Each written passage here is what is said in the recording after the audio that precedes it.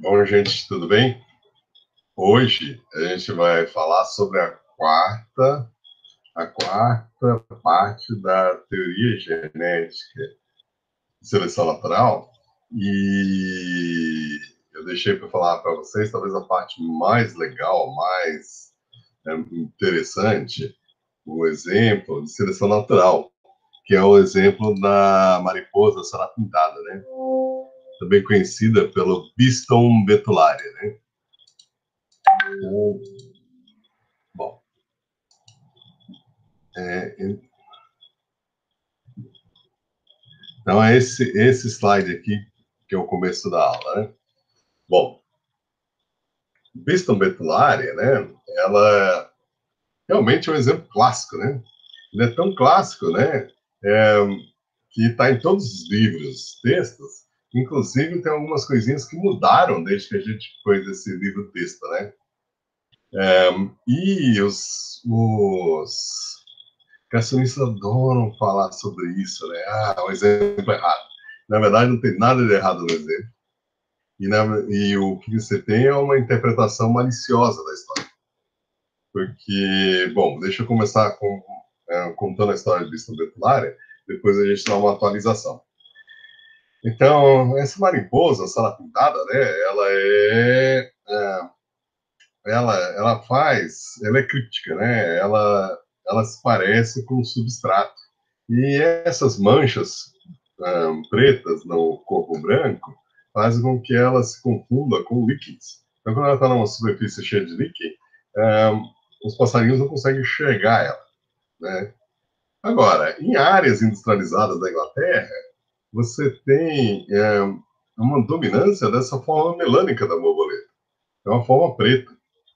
Isso aí é muito interessante, porque a gente tem coleções bem antigas, tá? A gente está coletando borboletas, pelo menos na Europa, né? Há muito tempo, porque a nobreza era dona das terras, né? E a nobreza, principalmente no século das luzes, né? Eles, né? Honrado era você viver dos seus proventos, né? Que você tinha arredado, né? Você era o Lord Salisbury, o que seja. E você, então, empregava o seu tempo não trabalhando, né?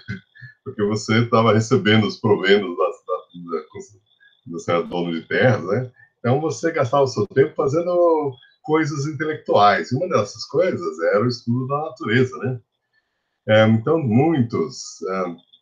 muitos lords, isso aqui, eu tinha interesse em história natural, então faziam coleções e coisas assim. E é bem interessante porque muitas das coleções de museus começaram com coleções particulares que eram doadas para fundar uma instituição que o próprio Lord financiava, né?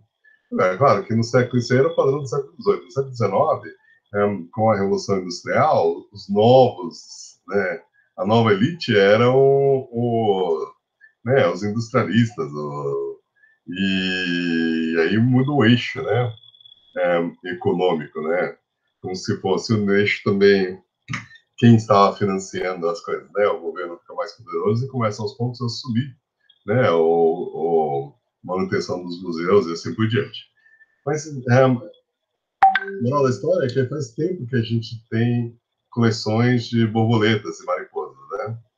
E as coleções feitas no século XVIII, a forma clara é dominante. Agora, a primeira vez que a gente vê uma forma escura foi em 1848, em Manchester. Então, só tipo 150 anos depois, né? Essa forma melânica vai aumentando, porque no século XIX, a Inglaterra se torna o principal país do mundo, né? Principalmente porque a Revolução Industrial começa na Inglaterra, e depois passa para os outros países europeus, né? E depois passa para o resto do mundo. E durante esse período, o poderio econômico da Inglaterra era maior do que todos os outros países, né? Então, e a industrialização era feita a vapor. Então, eles queimavam carvão para ter energia das locomotivas, dos motores das fábricas e assim por diante. Então, foi a primeira, né, revolução industrial que deixou tudo pintado de preto. Então, a forma melânica aumentou de frequência até chegar a 90% das populações em áreas poluídas. Então, isso aí foi por volta de 1940, 1950. Em áreas não poluídas, a forma clara permaneceu a comum. Tá? Então, essa mudança foi só nas áreas poluídas, as áreas industriais. Agora, as leis de purificação do ar, da Clean Air Act, né? Que a partir da metade, ó, vocês tiveram a chance de ver The Crown na Netflix, assistam, né? Porque uma das coisas que eles contam logo no comecinho, né? Você tem uma neblina, né? Que era o fog, né? Que era precipitada quando a quantidade de partícula lá estava muito grande. E Londres tem um rio grande, o Tamisa, né? E formam as neblinas intensas, que normalmente estão associadas com uma densidade de partículas no ar muito grande. E teve uma inversão térmica e morreu muita gente. Principalmente pessoas que já tinham um problema, por exemplo, asma, né? Mas morreu uma quantidade enorme de gente. E aí mostra, nos episódios, mostra o Churchill lidando com isso, conversando com a Rainha Elizabeth, e a consequência disso foi uma legislação que já faz 70 anos, né? E que realmente funcionou, né? Pois é uma poluição que existia na Inglaterra e depois outros países europeus também seguiram, né? A gente não, a gente é bestial, né? A gente não segue. Mas eles, há 70 anos, eles começaram a limpar o ar e deu uma melhorada. Eles também limparam o Rio Tamisa, que parecia o Rio Pinheiros, né? E agora tem peixe dentro, né? Então, eles, né, depois de poluir, eles viram que era errado, né? Mas a gente não, a gente quer passar por todas as etapas, né? A gente quer poluir tudo antes de querer consertar, né? Mas o mais barato é você já faz a proteção do meio ambiente de cara, né? Mas, bom, não vamos se perder nisso, porque o principal é que as leis de purificação do ar fizeram com que muitas regiões extremamente poluídas começaram a, né, depois de 50, 70 anos, começaram a voltar, o ar puro fez o líquido voltar. E a forma melânica começou a diminuir. Então, veja, fundamental nessa história é o fato. Né,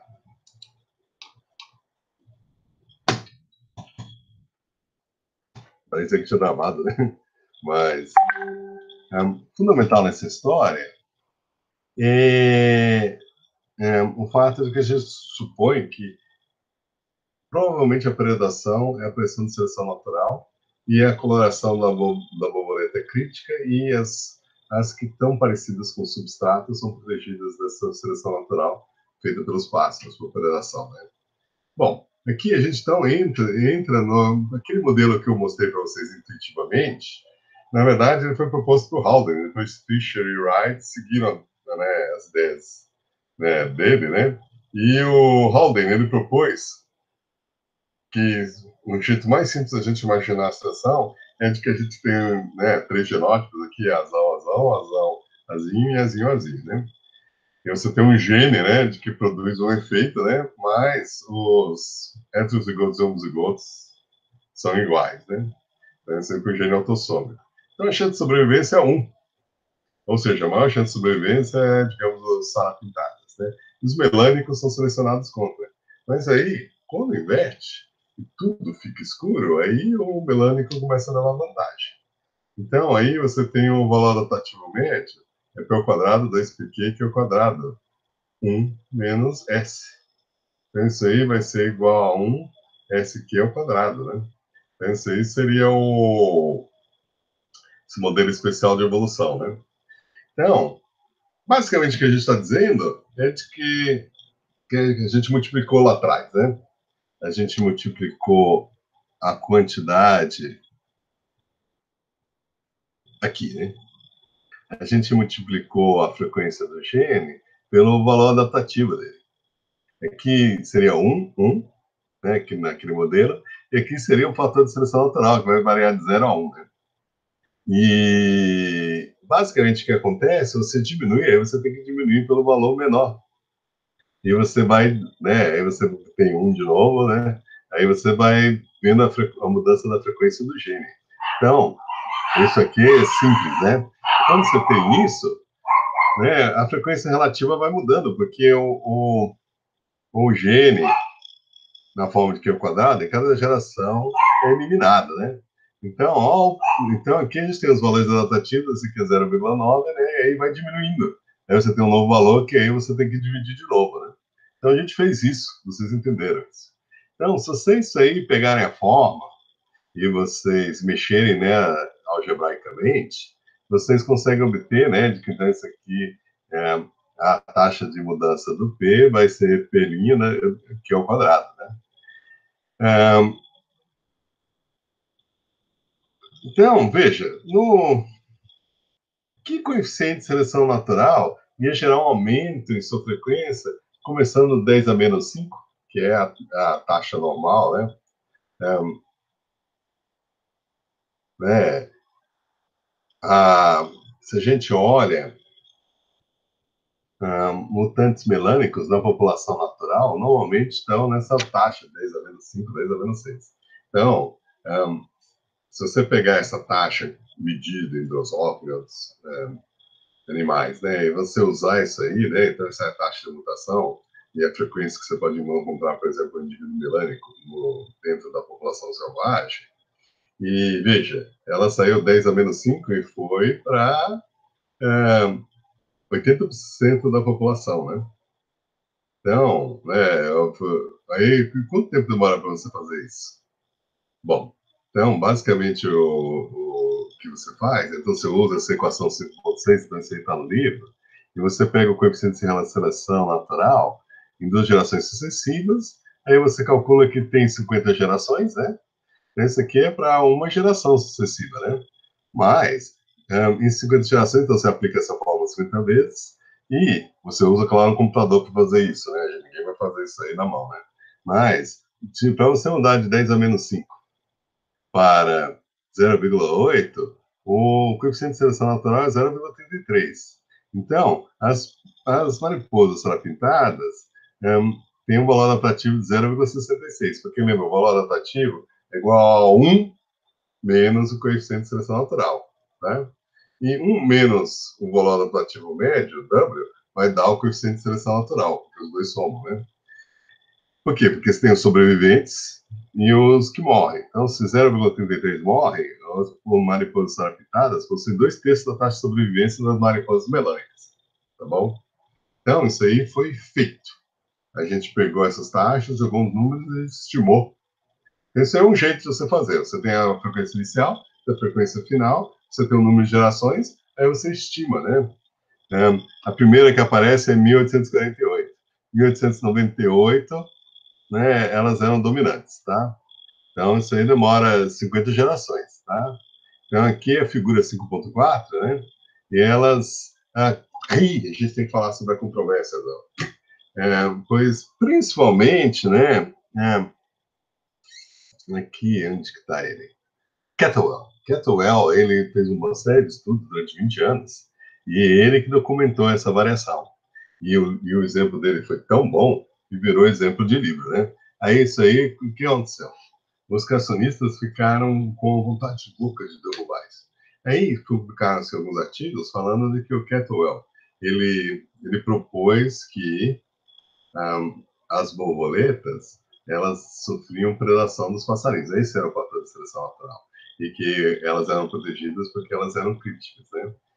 Então, aí nesse caso aqui, a gente tem uma figura que tem as duas borboletas sarapintadas num galho preto, elas são bem óbvias, né? Mas num galho com líquen, né? Elas não são. Agora, num galho preto, as borboletas melânicas não, elas não são tão visíveis, né? Quanto essas brancas aqui. Só que num galho branco, elas ficam mais evidentes, tá? Então, o fator de seleção natural faz com que, em ambientes selvagens, as borboletas brancas com listas ficam óbvias, mas no ambiente selvagem elas não são óbvias, né? E vice-versa para as melânicas, né? Então, a seleção natural nas áreas fluídas seria feita visualmente pelos pássaros. Então, isso aí foi o que o Kettlewell determinou, mas ele fez isso pegando as borboletas, enfiando um espetinho e botando na superfície dos troncos. Aí, o que aconteceu? Um estudo posterior demonstrou que, na verdade, as borboletas, elas são predadas nos galhos das árvores, tá? Então, esse experimento do Cantwell, ele não era válido, porque o comportamento das borboletas não é o normal. Eles não ficam no tronco, eles ficam em cima dos galhos. Só que o que se aplica no tronco se aplica nos galhos lá em cima, né? E uma coisa que foi feito pelo Cantwell e outras pessoas é eles pegavam as borboletas, marcavam elas e soltavam, depois recapturavam. E aí você via, né, a expectativa é, se não há seleção natural, se você solta igual o número de brancas listradas, né? Do tipo sara pintada e o tipo melânico, você solta. Depois você coleta, aí você vai encontrar em números iguais, se a seleção é igual. Mas se ela não for, aí vai ter mais de um do que do outro. E ele demonstrou mais ou menos a mesma coisa, ou seja, as borboletas estavam vivas, elas podiam ir para onde elas queriam ir, elas iam lá para os galhos lá em cima, ao invés de ficar aqui embaixo, e aí elas sofriam predação lá em cima. E a taxa de sobrevivência é a mesma. Então, a taxa que ele mediu nos troncos é a mesma taxa que ocorre nos galhos. Então, o exemplo do Cantwell não está errado. Quem está mentindo, como sempre, são os criacionistas. E veja, não foram os criacionistas que criticaram o trabalho do Cantwell, foram outros cientistas que foram replicar e eles que descobriram que o Cantwell não estava 100% certo. Porque ele tinha feito o modelo dele baseado no tronco das árvores e as borboletas ficam no galhos. E quem corrigiu isso aí foram cientistas. Mas eles também observaram que o estudo de marcar e recapturar mostrava a validade das conclusões dele, do Kettle. Então, né, na verdade, essa aí é uma história de triunfo da ciência. Quem descobre as coisas são os cientistas, tá? Sempre são os cientistas. Os criacionistas só criam fumaça e espelhos para enganar, né? Mas, então, o exemplo do Cantwell, ele é um exemplo clássico e continua válido, tá bom? Bom, então elas ficam nos galhos finos. Então, isso aí é essa história, né? Bom, essa estimativa que a gente fez com as prováveis, né, percentagens, ela foi feita fisicamente pelo Cantwell e os cientistas que me seguiram, né? Então, né, tem dois jeitos da gente medir isso. Um é observando a seleção diretamente, outro é estimando a seleção, vendo as frequências iniciais e finais, contando o número de gerações e usando um pouquinho de cálculo diferencial, que nem a gente usou, para estimar a taxa de seleção ao longo das gerações. Tá? Então, essas duas chegam num número próximo, né? Então, a frequência das formas melânicas em coloração clara, essa aqui é uma foto de 1971, que tem um sumário dos que a gente sabia da época, né? Então, veja, a região de Manchester é altamente industrializada. As borboletas e boa parte da região de Manchester são melânicas, não eram, né? A região de Londres é bem fluida também. Isso que veja, o País de Gales, então deixa eu pegar aqui, ó, o País de Gales e a Cornualha, eles são áreas abertas, inclusive com parques nacionais e tudo. E essas áreas têm um número bem menor de melânicas. E na Escócia também, veja, né? Quando que essa região de Edimburgo, Edinburgh, né, é poluída, as montanhas da Escócia são famosas, né? Elas têm uma água muito límpida, né? Cristalina, que é usada para fazer whisky, né? Tanto que se vocês forem para a Escócia, não beba whisky importado, beba whisky nacional. Pois o melhor whisky do mundo é feito na Escócia, né? Então, se você estiver na Escócia, beba o whisky da Escócia, né? E ele é feito nessas montanhas aqui. Então, aqui as populações são inteiramente pintadas, porque não tem poluição. Então, áreas da Inglaterra que tinham pouca poluição, nessa época tinham. Porque, veja, todas essas populações aqui, de 1970 para cá, nos últimos 50 anos, tem acontecido o seguinte. Então, aqui é a simulação, né? Mudanças teóricas nas frequências gênicas da evolução da melanina das borboletas pintadas, né? Então, aqui é a frequência de 1 em 100 mil, né? Então, está arredondado para zero, né? E aqui o C é dominante, né? Melânica dominante, esse aqui é excessivo, E aí, aos poucos, a frequência aumenta. O coeficiente de seleção é 0,33. Então, isso aí é a mudança teórica que poderia acontecer. Então, pela estimativa, seria isso, né? É, então, na verdade, isso aqui é só para me lembrar, né? Porque a gente não vai ver isso aí. Esse aí é o tipo de slide que você não deve fazer porque ele é chato, né? Mas é a história do Kettle. Medir as taxas de sobrevivência por meio de experimentos em campo de marcação e recaptura. Então, ele liberou mariposas pintadas de coloração mecânica e clara em proporções conhecidas em regiões poluídas e não poluídas. E quando ele recapturou, ele estimou a taxa, né? Então, isso aí está na sua tabela 5.6.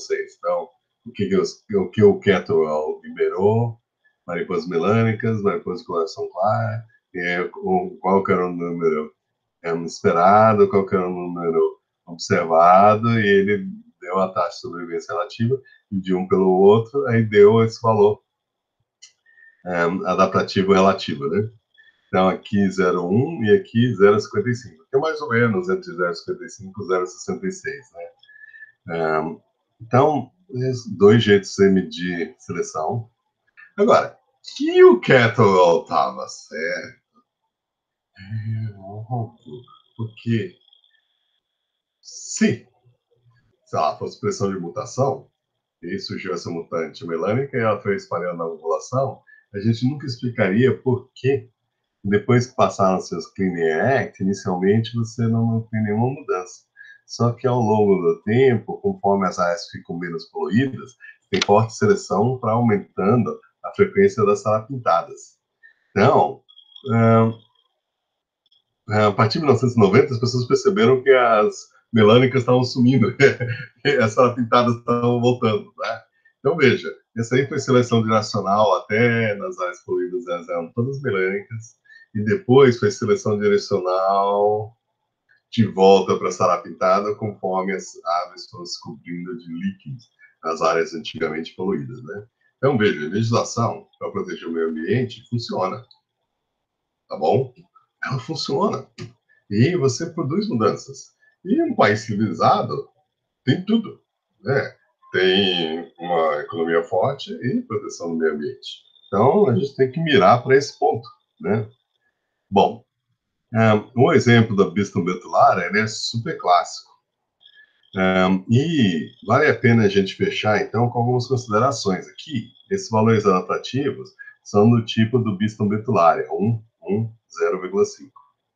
E nesse caso aqui, a gente tem que a frequência do azão-azão e do azão-azinho é idêntica. E esse aqui é aquele caso em que só o recessivo é selecionado contra. E você veja que a frequência do azinho, ela cai conforme a frequência do azão aumenta. Isso é óbvio, né? Porque P mais Q é igual a 1, né? Então, conforme diminui, o outro aumenta, né? E outra coisa também interessante, isso aí é rápido, sem gerações acontece. E a frequência do A, ela é muito rápida a mudança no começo, depois ela se torna mais lento, porque o heterozigoto não sofre seleção. Então, quanto mais raro for o heterozigoto, menos provável ele se encontra na população, menos provável é produzido o Q ao quadrado, tá bom? Esse aí é um fenômeno de que P ao quadrado mais 2pq mais Q ao quadrado é igual a 1. Então, quando o Q é pequenininho, o 2pq e o Q ao quadrado se torna cada vez mais raro. A maior parte da população é azão-azão. Então, a seleção natural vai enfraquecendo conforme a frequência do Q vai diminuindo. Agora, se o valor adaptativo é azão-azão 0,4, azão-azinho 0,4, e o azinho-azinho né, ele veja, aqui o, o valor adaptativo era alto. Aqui, o valor adaptativo favorece o azinho-azinho. E aí, ele demora, a frequência do azão, a ficar alta um tempão. A frequência do azinho, que é o gene que é adaptativo, ele demora um tempão para subir, tá bom? Então, ó, a seleção para um alelo recessivo e contra um alelo dominante, ela demora um tempo, demora quase 60 gerações antes de aumentar. E, inicialmente, a seleção, né, o valor adaptativo da população como um todo, ela é baixo e depois aumenta. Então, é o contrário disso, desse gráfico aqui. Aqui, né, é um valor adaptativo, ele muda muito rápido, depois ele fica lento. Aqui ele muda devagarzinho, depois ele acelera. Por quê? Porque quanto mais comum o azinho fica, mais ele se encontra. E o azinho, ele é expurgado da população. Então, quando o azinho fica suficientemente comum, o azão e o azinho são selecionados contra, então eles são expurgados da população. Então, se você pegar esses dois gráficos aqui, esse aqui, seleção para um alelo vantajoso, que nesse caso é o verde aqui. E depois, aqui, o alelo vantajoso é o azinho, o vermelho, né? E você põe aqui, o que você observa é que a mudança de genes é mais rápida para os genes que são dominantes do que os genes que são recessivos, tá? Então, a expectativa é, se você começar a usar inseticida numa área, os genes que são dominantes, eles vão se propagar rápido. Os genes que são contra, protegem o inseto contra o inseticida, mas eles são recessivos, eles vão demorar mais tempo para acumular na população, porque eles são raros na população. Bom, aqui a gente está pegando a frequência P, vai ser a frequência P do GNA, quando ele é dominante, quando ele é intermediário e quando ele é recessivo, tá bom? Intermediário significa que azinho tem metade do valor. Então, na verdade, lembra que quando a gente olhou aqui, eu estou voltando lá naquela primeiro exemplo que a gente deu, ó, 100, 80, 90 intermediário, intermediário. Então, nessa situação, a seleção natural consegue operar muito melhor, né? Então, veja, quando o gene é dominante e vantajoso, ele muda de frequência muito rápido, né? Depois ele começa a ficar mais devagar, porque P ao quadrado desse PQ que é o quadrado é igual a 1, e conforme o gene que vai ficando menos frequente, ele é só encontrado na forma do heterozigoto que é protegido. Então, na verdade, tem um momento em que primeiro o intermediário alcance, olha, o intermediário, o azinho, ele tem um valor adaptativo menor do que o azão. Então, ele continua sendo expurgado na população. Então, o gene azinho permanece mais tempo numa população em que o gene azão é dominante do que quando o heterozigoto é intermediário. E veja, no recessivo, ele demora um tempão para mudar. Então, em 100 gerações, ele não muda.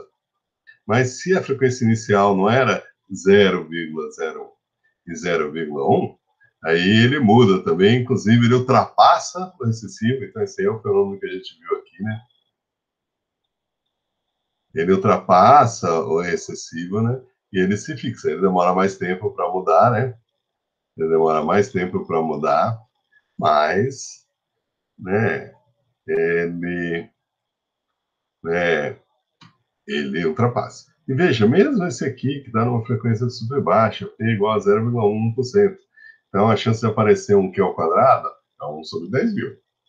Bom, mesmo nessa situação, se a gente esperar 1000 gerações, aí ele atinge a santa frequência de 0,1, e aí ele acelera. Então, gente, eu estou falando tudo isso aí para falar de que o gene, se ele é dominante, se o heterozigoto é intermediário, ou se ele é recessivo, isso aí determina o quão rápido eles respondem para a seleção natural. E aí você pode pensar, nossa, isso aí é muito complicado. Por que serve isso aí? Por que eu estou aprendendo isso aí? Bom, o motivo que a gente está gastando tanto tempo falando sobre isso é esse aqui, ó.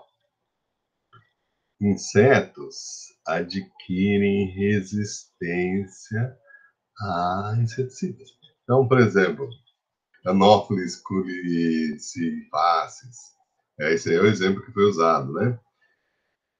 se eu não me engano, é da Índia, né? Mas, veja, se você pulveriza, inicialmente, ó, aqui é a mortalidade percentual com 4% de DDT por uma hora. Então, você põe no laboratório, né? Põe num ambiente e usa isso aí, né? Faz a pulverização com DDT numa amostra de mosquitos e tem a mortalidade. Então, veja, a mortalidade inicial é 95%, né? Bom, e daí? Depois de 12 meses, se você tiver uma geração por mês, né? A mortalidade é 57%, sei lá. Depois de 16 meses, a mortalidade é 20%. Então, veja, conforme você usa inseticida na natureza, os insetos ficam resistentes. Isso aí você vê no fumacê. O fumacê sempre vive mudando a forma. Por quê? Porque de um ano para o outro, ela deixa de funcionar. Evolução é fato, gente. Os criacionistas mentem. Evolução é fato. Esse fato salva vidas humanas.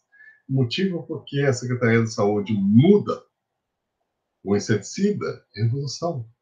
Os insetos evoluem resistência, eles sabem disso. Então, eles têm que mudar o inseticida que eles usam, porque os insetos vão evoluir resistência para aquele. Né? Então, a gente não, nunca, jamais seja criacionista quando você está trabalhando como um biólogo, porque biologia é fato, e evolução é fato. E, realmente, evolução acontece a olhos vistos. Assim que a gente começa a usar inseticida, ele para de funcionar porque a gente está selecionando os resistentes, tá bom? Então, veja, vírus adquire, evolui resistência aos antibióticos. Bactérias evoluem em resistência aos antibióticos, né?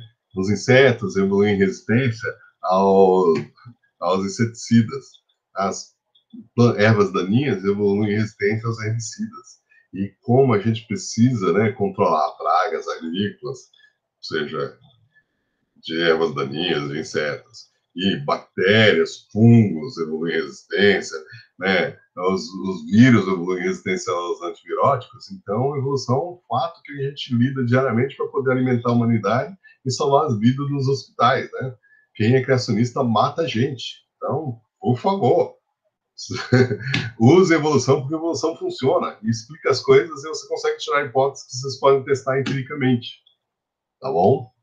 Bom, aqui é a seleção estimada contra Anopheles culicifacis, que é esse aqui, né? Culicifacis, sensível a DDT a partir da figura 5.7, em que o valor da platina relativa do sensível é 1 menos S. Estimativa pressupõe qual é a resistência dominante. Então, antes e depois, tempo 8.2, coeficiente de seleção natural 0,4. Antes, 0,56, após 0,24, o tempo 4,5 meses. O coeficiente de seleção natural foi 0,55. Então, isso aí é estimado de dados reais. Tá? Bom, se evolui rapidamente a resistência, se o gene é dominante, veja uma coisa curiosa. Então, SS é o genótipo sensível.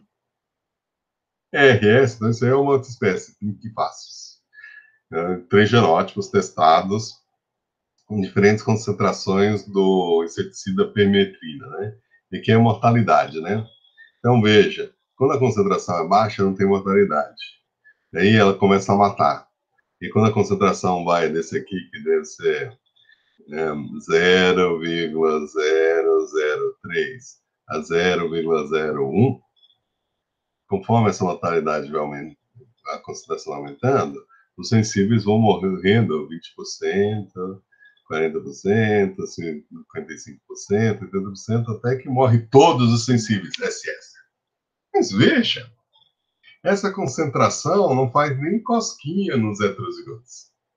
Os heterozigotos, eles começam a morrer numa concentração 10 vezes maior. E entre 10 a 100 vezes maior, morrem todos os sensíveis. Desculpe, os heterozigotos. E os resistentes, eles começam a morrer numa concentração 1000 vezes maior do que os sensíveis. E eles morrem, 50% deles morrem quando a concentração você está praticamente afogando o mosquito dentro do inseticida, né? Então, veja, dependendo da concentração, você pode transformar um gene em dominante ou recessivo. Porque os heterozigotos são intermediários, então se a concentração do inseticida é, digamos, 0,1, o gene Rzão de resistência, ele se torna recessivo, porque ele é só expresso nos homozigotos. Se a gente usa a concentração, sei lá, né, 0,02, a gente mata todos sensíveis, só que o recessivo, o heterozigoto e o homozigoto sobrevivem 100%. Então, o valor adaptativo é igual e ele é dominante. E se a gente usar algum valor entre 0,01 e 0,1, aí o heterozigoto é intermediário. Então, a gente pode transformar o gene dominante, excessivo, ou intermediário, né, com dominância, né, ou, né, né, variando a concentração do inseticida. Então, veja, claro que economicamente é melhor você usar essa concentração 0,01, talvez 0,02, você mata todos os sensíveis, se eles são comuns, não precisa se preocupar. Então, economicamente é o melhor, né? Só que a curto prazo funciona, mas a longo prazo faz evoluir mais rápido a resistência. Então, talvez, se a gente tivesse um jeito de fazer usar o inseticida de concentração alta, mas pagando o mesmo preço, e esse jeito existe, né? Uma coisa que você pode fazer é... Então, isso é feito na soja, né? Na soja, eles têm um campo de soja, né? E eles... Né, o jeito tradicional é você pega um avião e solta um spray em toda a plantação. E também acaba pegando nas casas, pegando nas árvores, pegando na cidade, pega toda a área, né? E aí você usa a seleção natural em toda a área, inclusive em populações dos insetos que não estavam no campo de soja, né? Então, ao invés de você fazer isso, fazer evoluir, né, resistência em toda a população, você usa no campo de soja, você planta dois tipos de soja, uma que cresce rápido e outra que cresce devagar. E a que cresce rápido você usa para replantar, replantio, né? E ela, você planta ela e ela atrai todos os insetos que gostam de soja, elas vão para. Aí você usa o spray nessa concentração grande e mata todos eles, né? E aí, tá, um ou outro que é Rzão, vai sobreviver, mas eles são raros na população. E a população em volta continua intacta. Então a frequência do GNS continua alta na população, porque você só aplicou seleção nesse lugar. Agora, o que acontece? Quando a população do inseto começar a se recuperar, você colhe a outra estágio. Então, ao concentrar os insetos num lugar só e aplicar o inseticida só nesse local, aquela soja é uma soja que está super poluída com um poluente, né? Mas você não vai usar para dar para as pessoas. E o resto da soja, você nem usou inseticida, ela é quase orgânica, né? Ela não é orgânica porque você usou na sua fazenda inseticida, só que você só usou numa área muito pequenininha. E o resto está sem inseticida, você não põe spray de inseticida. Só que não tem inseto atacando porque eles foram concentrados e mortos naquele ponto. Então, como você usa inseticida só em aplicações locais de concentração, o preço é o mesmo que se pulverizar tudo, só que a velocidade de evolução, ao invés de ser em 100 gerações, né? Ou seja, né, um por mês, né, dá 10 anos. Em 10 anos, a população toda é resistente tranquilamente. A gente vê que a população já começa a responder, em 10 gerações já tem resposta forte, né?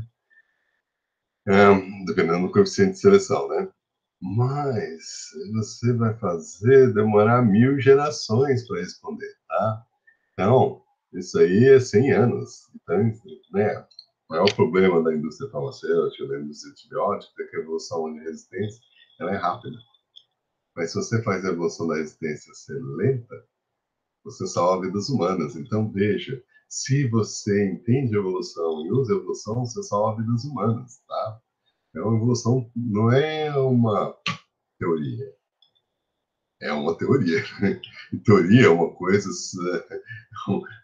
poderosa, porque não, só uma teoria é uma frase que a gente usa coloquialmente, que significa que a gente não tem muita certeza da coisa.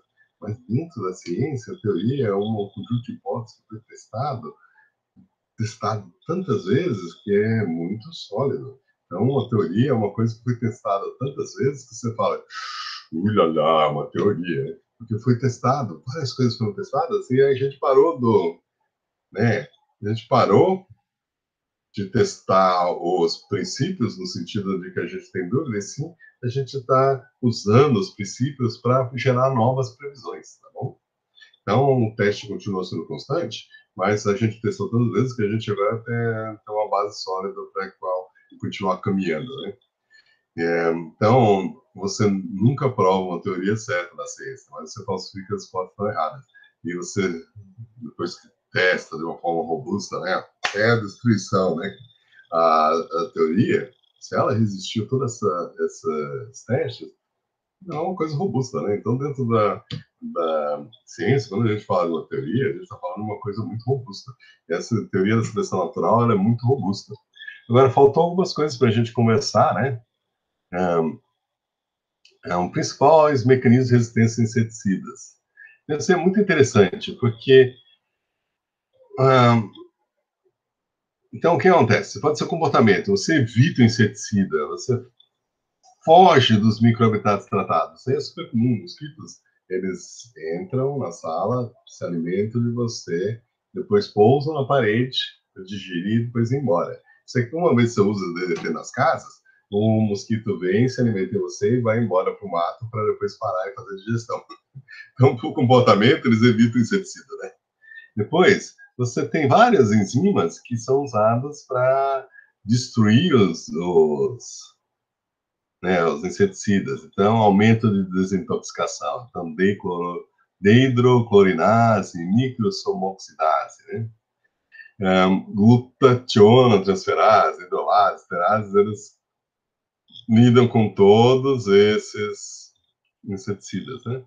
Depois você diminui a sensibilidade ao sítio-alvo, né? Então, acetilcolinesterase, sensibilidade nervosa, isso aí, o inseticida normalmente ataca o sistema nervoso dos insetos. Então, esses insetos têm nervos de aço, então não sentem o efeito. E, finalmente, você pode manter uma cutícula mais grossa, mais serosa, né? E aí o inseticida não consegue entrar porque o inseto é a prova, né? É um super inseto, né? Claro que todos esses genes estão sendo selecionados, né? Então, gerenciamento da resistência é esse quadro aqui, eu não vou nem explicar, eu quero que vocês leiam, né? Aí eu vou pensar em alguma questão saindo daqui, né? E a evolução da resistência é um fato evolutivo que tem consequências para a sobrevivência da espécie humana.